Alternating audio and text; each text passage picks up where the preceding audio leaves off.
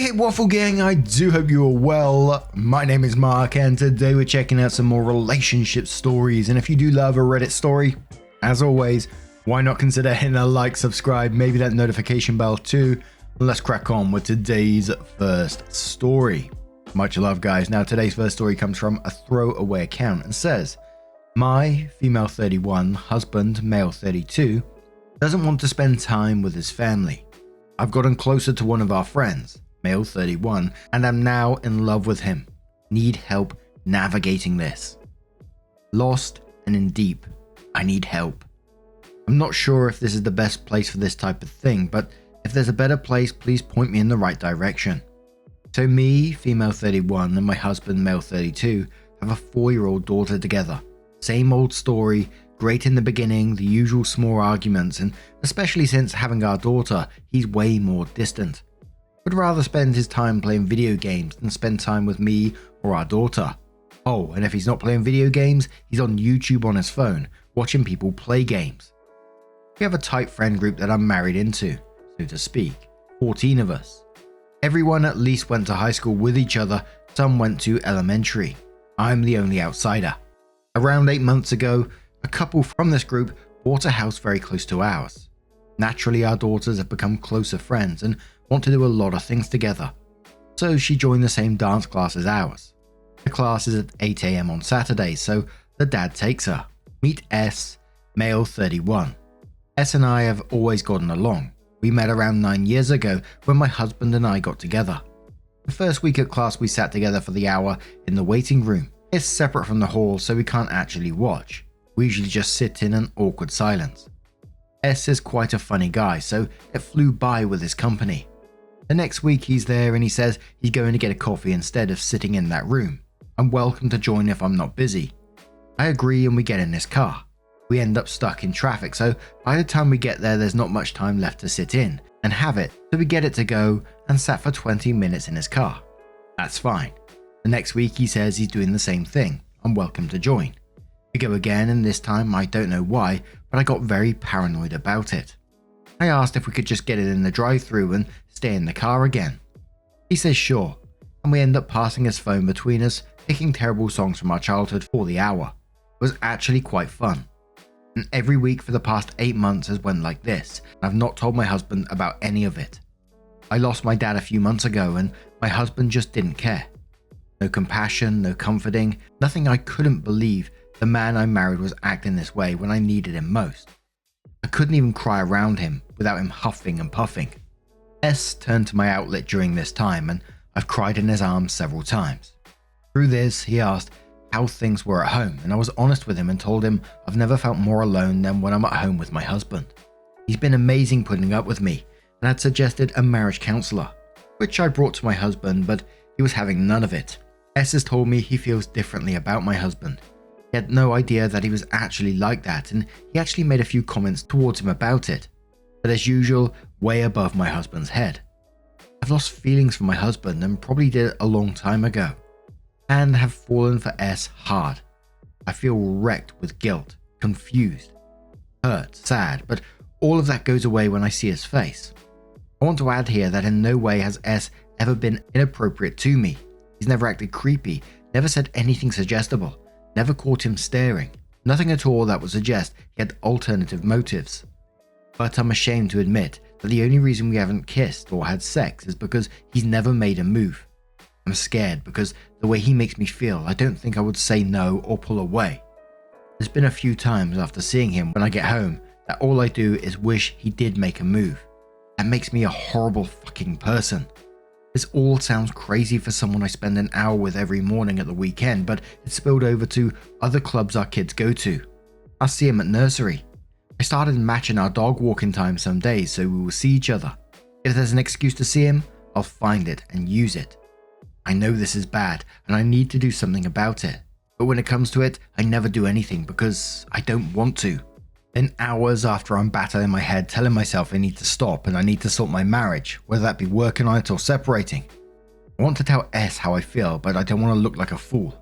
I don't want to scare him. What if it blows up their marriage? What if our kids can't see each other? What happens to the friend group if this gets out? A fucking mess. I don't know what to do because we will see each other a lot. My husband would never take our daughter to classes, so I'm stuck with that. I'll always do nursery runs. How can I get over him if he's everywhere?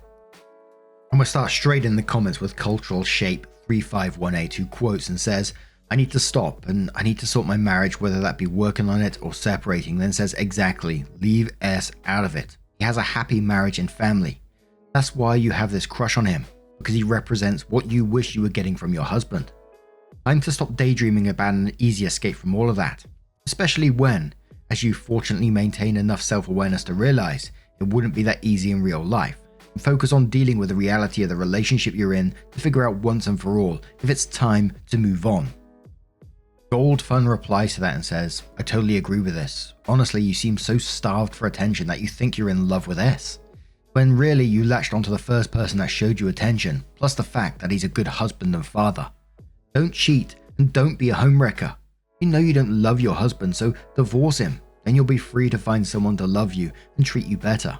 Seek therapy for all the emotional neglect and properly process the grief of losing your father. Cheating will only give you instant gratification. You'll be destroying multiple lives, including your daughter's in the process. You have a chance to do things the right way, without losing all your friends and possibly family, but you'll end up being lonelier than you are now. It might take a little longer, but it'll be healthier and better for your future. Yes ma'am replies that saying, yes, exactly. I'm a divorce lawyer and I see so many people who sort of do this thing where they feel bad just leaving a relationship that isn't working, so they fall in love with the first warm body they find. It's like they think, I'm not a bad person, I'm not walking out on my marriage, I'm in love. And of course, the partner they're cheating on does not feel better about that. It's a variation of being unable to state your needs, like, I won't tell you what I need or work on the relationship, I'll just invent this bizarre new world, or I get a get out of jail free card because love is love and the heart wants what the heart wants, and the relationship drifts away as soon as they're out of the marriage. It's a really not great coping technique, but they don't see it when they're in it. They are like OP. Oh, this is so complicated. Who knows, what do I do? B-Macker says, leave S alone. He hasn't made any signs that he's anything but in his own marriage. Stop walking your dog on the basis you'll bump into him. Stop manufacturing ways to see him. Stop using him as an emotional crutch because you aren't happy in your own marriage. I repeat, leave S alone. Your husband sucked for not comforting you when your father died. You need to have an honest conversation about how he's making you feel and how lonely he's making his own wife. If you both mutually want to work on it, then get therapy and be honest with each other. If you've really fallen out of love, then don't feel guilty for leaving if you come to the end of the road. You deserve happiness, but not at the expense of S and his wife, who have done nothing with the challenges in your own marriage. Opie replies saying, it's not to bump into him. We live very close, and as it gets darker earlier, we walk together so I'm not alone. But I know that has to stop. I'm just struggling mentally on pulling the plug or how to even go about it. I've brought all this up to my husband. He admits he could be doing a lot more to help out, but then does absolutely nothing to back that up. He won't try therapy whatsoever, and God forbid I bring our daughter and sit in his game room with him to spend some time with him. He gets enraged. He mentioned opening the marriage up for me, jokingly one night. I never know with him what he really means. I feel like it's over, but I'm so disappointed and ashamed that this is how our marriage panned out. We have everything we ever spoke about having at the start of our relationship, and he's just not present for any of it. Pete the Banker says, even if your husband won't go, you need to get therapy. You're projecting your feelings onto a guy who is just being friendly to you. I have a feeling if you do make any romantic move, he will not accept it, and you will then feel worse when he realizes you're crushing on him. Not one word about his wife, if you haven't noticed. He has a wife and family and is just a nice guy. Not your knight in shining armor come to rescue you. Opie responds saying, I don't think he would either. Honestly, over the past few months, we've been in countless situations that would be perfect for things to happen, and he doesn't do anything. It's not that I'm expecting him to, it's just from, well, almost every other interaction with men, and even male friends at some point. They always shoot their shot, married or not. I guess it's just different that he's not. But that in itself can make me swoon over him. I don't get it. I hate being this person. But OP does come back in to update the post and says, seeing as my last post got an overwhelming amount of attention, I thought I would post an update. I want to thank everyone who messaged me privately or from similar situations. Reading through your messages is crazy to me how many people seem to be married to the same person. It's given me the strength I needed to make this decision. Those that left not so nice messages, please think about your words are going to impact someone. It's very easy to sit behind a computer or phone and type up the horrible things you have. I've had people sending me messages saying I should kill myself, that my baby should be taken from me, that I'm a whore, that I shouldn't be allowed out in public. I don't deserve those messages. No one does. A lot of people posting here will be in a vulnerable state as it is. There's no need for it, and you're the one that comes off looking broken. I'll reiterate here for people who didn't seem to understand.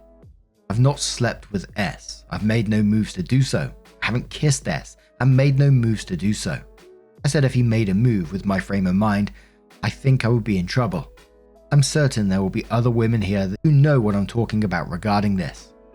Anyway, yesterday I kept the same routine. Off out our walk with the dogs at night, home and bed. Just before jumping into bed, S texts me asking if I used Reddit. My heart sank. I told him I did and asked why. He sent me a link to my post and said, "Did you post this?" I admitted it was me and waited for the ground to swallow me up. He replied with, "Wow." And a few minutes later texted me saying not to stress, he won't tell anyone. Take the night to myself to think things over and we will talk tomorrow, which is now today. He told me we're going to sort it out. Everything will be fine, but we need boundaries. I was a wreck last night, but after a few hours I calmed down. Didn't get much sleep. I read through all the messages I had gotten, and reading them and looking at my husband passed out on the other side of the bed, I was seething with anger. I have no idea why. That spilled over to this morning, and I'm not even going to talk it through with him. We're done. I'm organising things while he's out so I can leave quickly if I need to. I'm sorting a place to stay today and contacting lawyers. I can feel the relief coming, and nothing he says will stop me leaving. If he asks, I'll tell him there was someone who made me realise the life I have with him is not the life I want. I won't tell him who. He's been given countless chances to step to the plate, and every time he fails me or our daughter for his own selfishness. He will never change. I haven't spoken to S yet today, and I don't really know how that side of things will pan out. I hope we can remain friends, but I totally understand if he wants to take a step back. I can't hold anything against him, and despite what people are telling me, I want in my last post, I do not want to interfere in anyone's marriage. I may post another update, I may not. The last post was hard to keep on top of. I'm not sure exactly what day, but the conversation will be had before Friday. Thank you for the words of encouragement. I really needed it. But now I'm going to turn this one to you guys. What do you guys make of this situation? Let me know your thoughts down in the comments below. And let's move on to another story from Julie Beans, who says, would I be the arsehole if I asked my in-laws to return my children's toys? My children take very good care of their toys and possessions. As it's nearing Christmas, they have chosen old toys to donate, to keep, and some they weren't quite ready to get rid of yet. My in-laws don't have many toys at their home and have said they needed to get more for their toy closet for all the grandkids. My eldest suggested that they bring their toys to their grandparents for the toy closet. This way they could still play with them and see them when they wanted, and bonus, all their cousins could play with them too. My in-laws were excited and thanked them for donating to the toy closet. The first time we saw the kids' cousins, they were excited to show them the toys and they all had fun playing together. Cut to a couple of months later when we stopped over and they were all gone. My kids asked Grandma and Grandpa what happened and they weren't sure. They texted my sister-in-law and she said sorry, they were really nice and my kids liked them, so we decided to bring them all home with us. My mother-in-law asked if they were bringing them back for their toy closet and she wrote back and simply said, no. My kids are kind of hurt as they weren't ready to give them up yet and they wanted to be able to share and play at their grandparents' house.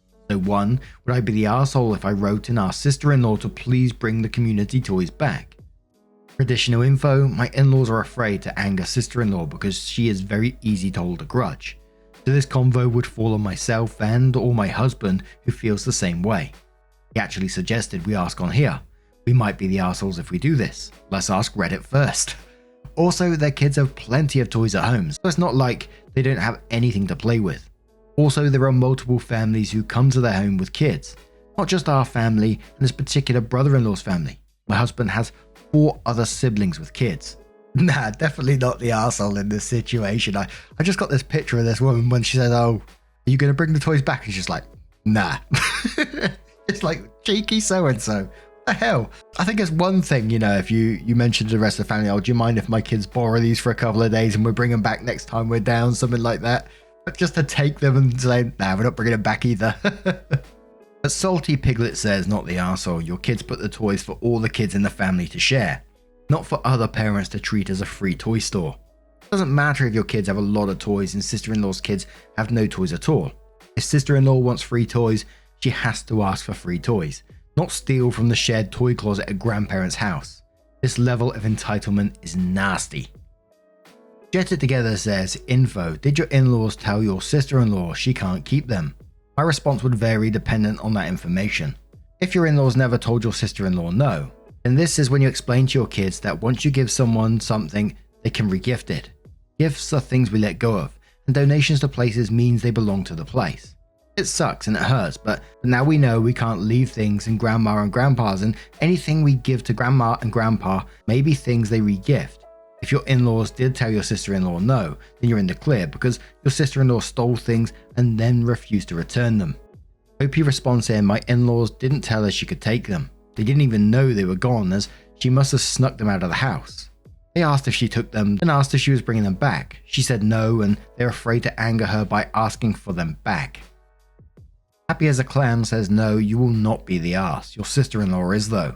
Tell her plainly that your kids left their toys there to be there to play with when visiting the grandparents, and we're fine with sharing with their cousins. That is the truth. She needs to bring the toys back, as they still belong to your kids, and the grandparents probably misunderstood why your kids brought them over. She taught you that she is willing to take whatever you bring over to the grandparents, so now you know not to ever do it again. I am Maggie Moo says, not the arsehole. Sister-in-law took toys that didn't belong to her. Don't ask. Advise her that they belong to your children, who kindly took to the grandparents' house so her kids could also enjoy using them when they visit. However, at no stage were you asked, would you mind them keeping them? Now you want them returned. Would sister-in-law appreciate if your kids decided they like something that belongs to her kids and they just took it? I'm guessing not. So OP does kindly come back in with an update and says, I have to say that I was surprised at the number of people who said I was not the arsehole. It really made us feel better, and thank you guys for giving us advice on what to do next. We spoke to my mother and father-in-law, and husband told them he didn't like that they were too afraid to say anything. Mother-in-law said that she was afraid since sister-in-law is very quick to go no contact with people. She seems to get sick of people in her life easily and cuts them out when she gets offended. Mother-in-law was afraid to not see her grandchildren. I get the fear, but it's still not right. I asked them if they at all offered, even inadvertently, for her kids to take the toys we left. They said definitely not, and I believe them. My husband called my brother-in-law and said, thanks to those who suggested this, hey, we were just over at mum and dad's and there seems to have been some confusion. Our kiddos left some toys there to store and for all the grandkids to share, and I think your wife thought we wanted to get rid of them. Total miscommunication, sorry about that. We're heading to the area and can swing by now to grab them. Brother-in-law said that was fine, and he didn't even know they had them. So we swung by, he found them, and helped us pack them all in the trunk. Sister-in-law was getting ready and came out as we're packing up. Her face got red and she turned around and went back in the house. We stood out for a while talking to brother-in-law until he checked his phone. He said he had to get inside and he went to talk to his wife. We could hear through the walls that she was yelling and crying. After 10 minutes of extremely awkward looks between my husband and I, we texted him that we were going to head out and he came back out looking upset. He said his wife was crying inside, that she kept trying to go back and forth with why she had the toys and he was confused. We just played dumb and said that our kids couldn't find the toys we left and went back and were told you guys had possibly accidentally taken them. He said he was sorry and we said our goodbyes and left. Sister-in-law has since been posting about how family isn't blood and how she doesn't know who to trust anymore. I'm sure it'll blow over one day. We also spoke with our children about how kind they were to want to share with their cousins. That we are a kind and giving family, but that doesn't mean that we let people take advantage of our kindness. That we understood that these were given to stay at grandma and grandpa's and how upsetting it was that they weren't there, but that it was maybe a misunderstanding and mum and dad got them back now.